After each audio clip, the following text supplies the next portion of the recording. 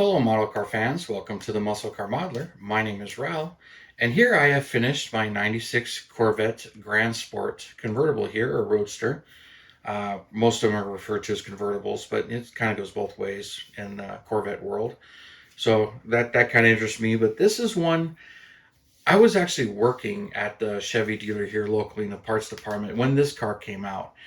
And I just remember really liking this car, and it was just wild, and hearing about the Grand Sport legacy and everything. So um, it was just amazing when this thing just came out, and the fact that the ZR1 was gone and this was its swan song for the exiting model year, and rumors of the new Corvette coming out soon, but this being the high performance version or the top dog for 96 and being very limited. And I believe our dealership got one of each.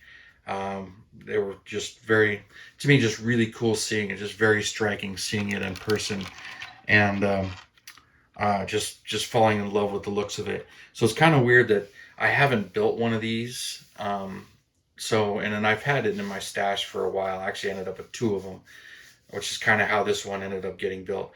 But anyway, for the 96 Corvette, this thing limited to 1,000 units, this Grand Sport package, which for another $5,000 over your base Corvette, it was 4,900 something dollars.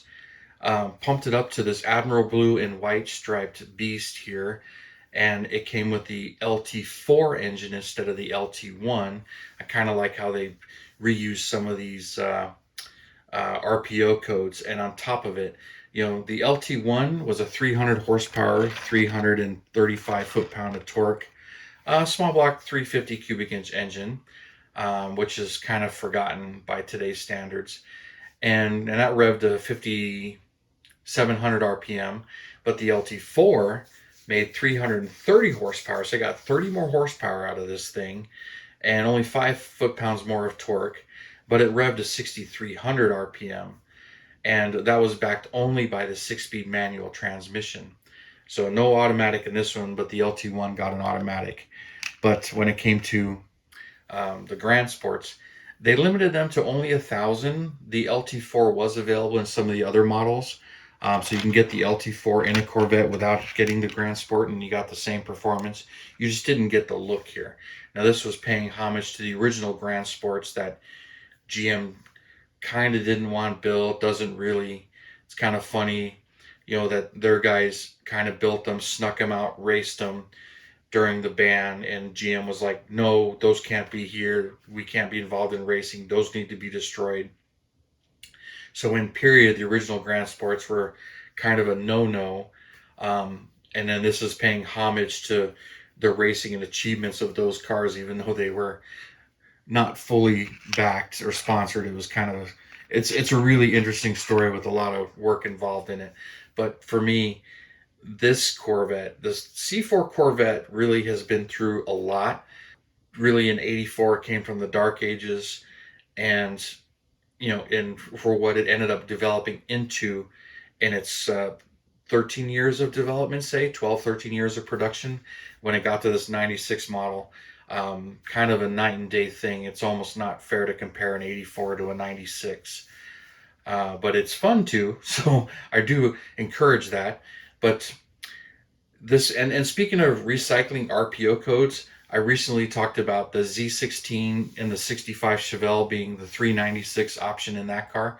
Well, this is the Z16 option on the Corvette. The Z16 is the RPO code for Grand Sport package on the Corvette, and only in this year. I don't know if they've reused Z16 since then or reused that code on the later Grand Sports. I'm kind of curious about that, so I'll have to look that up.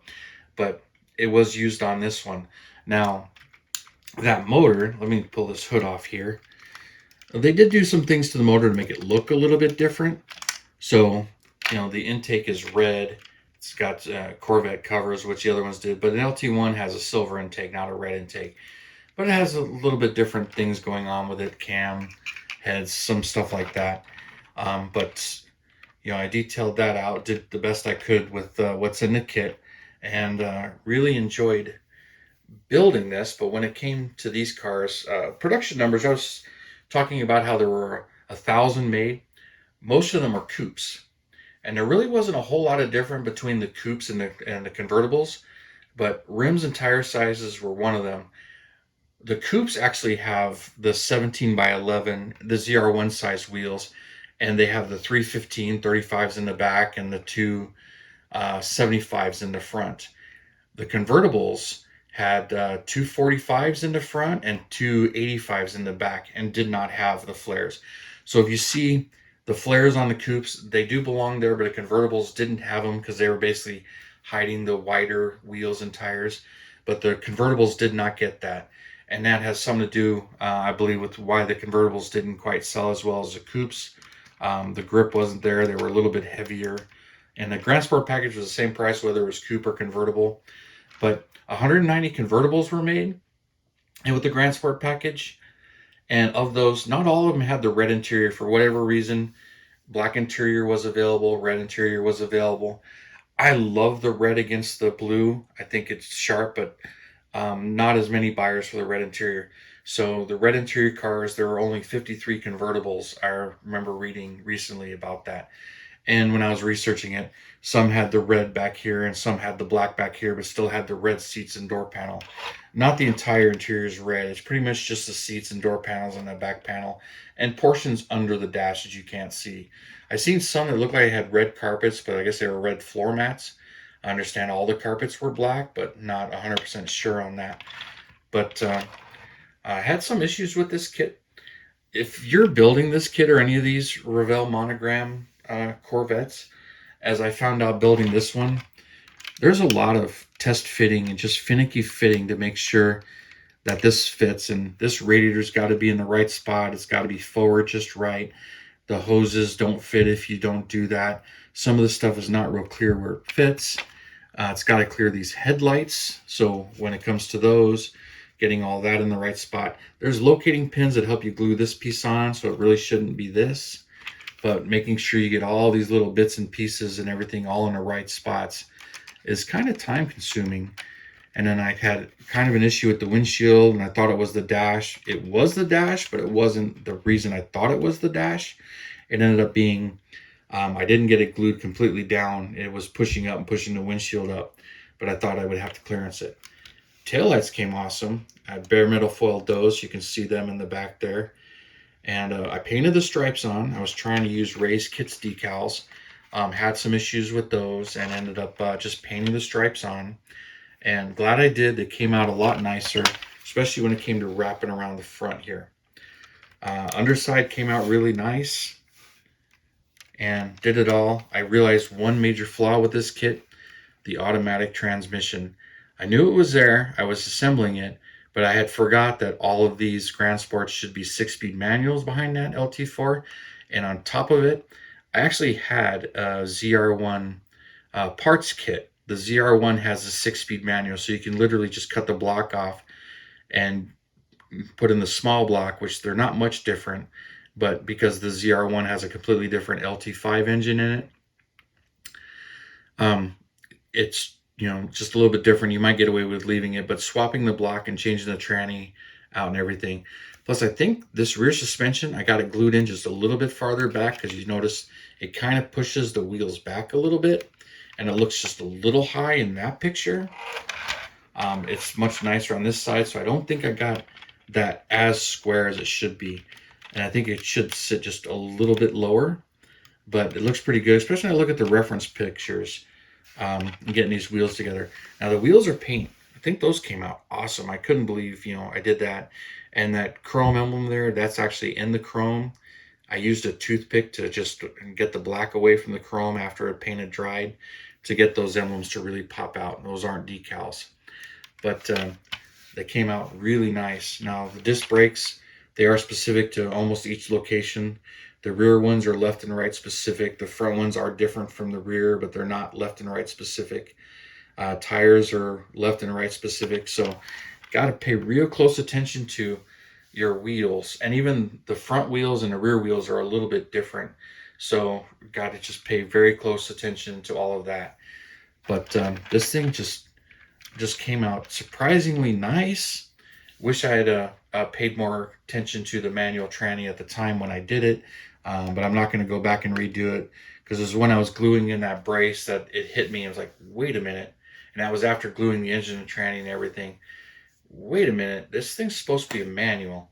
And even the interior, you really can't tell the way that's made. It's hard to tell that that's an automatic or manual, but the automatic pattern is there and is barely there, and the pedal's there.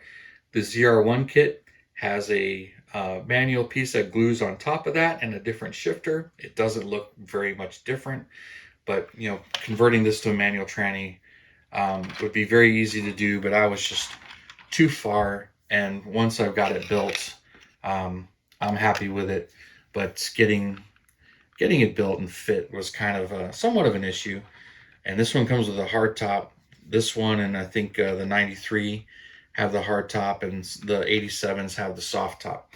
One other detailing thing that I noticed but decided I was going to leave it alone: the chrome exhaust tips. Was the whole exhaust system is chromed. On the real cars, the entire exhaust tip is black and the mufflers are blacked out, so that from the back you can't see the exhaust system. It's just fully blacked out. But I decided I was just going to leave it steel, and then the chrome tips, and then paint the black on the exhaust tips, and of course bare metal foil on those backup lights as well. So a lot of detailing and a lot of work to get this to the final stages. It was just a lot of very careful fitting and placing and making sure everything lined up, and even painting the stripes on. There was a lot of that as well. Make sure the hood is in the right spot and it's centered, and this bumper is centered and everything. And you can kind of see I got one side a little bit better than the other, but that's me nitpicking the job. But still, having all these parts apart and painting these stripes on is part of the challenge there. But this thing, really happy with the way it came out. And now I have a C4 actually finished in my stash, as I haven't had one in a very long time, even though I've had a few of the kits. I had like 4 of them. Now I think I'm over 10 of these C4 kits, because I started picking some up for parts, for windshields, some things like that. I ended up picking up some cheap ones and not having all the parts. So, gathering up more to the stash as it is. And if you've seen some of my stash videos, I kind of went over it a little bit here and a little bit there. But got an 87 pace car to do that's yellow. Got the 93 collector's edition or anniversary edition, and the 95 pace car. I got a bunch of them so I can build in, and a couple of the ZR1s as well. So I don't know what my next Corvette's going to be. Well, actually I kind of do, but I'm not going to reveal it. But I've got so many Corvettes to build. I actually counted my stash. I think I got over 45 unbuilt kits of Corvettes, and I probably have 25 to 30 built ones already, and this one just adds to that stash. But anyway, that will conclude it for this one. So thank you for tuning in, subscribing, and all your comments. I really do appreciate it. And check the video description below for my link to Hobby Nut Models if you want to go shopping and check out what's available. That benefits the channel, a small portion of that, so I appreciate that. And checking them out, and Scale Finishes as well if you like their paint. I have a discount code there. But thank you for tuning in, subscribing, and all your comments. I do really appreciate it. You guys, you have a wonderful weekend, and I will see you next Saturday.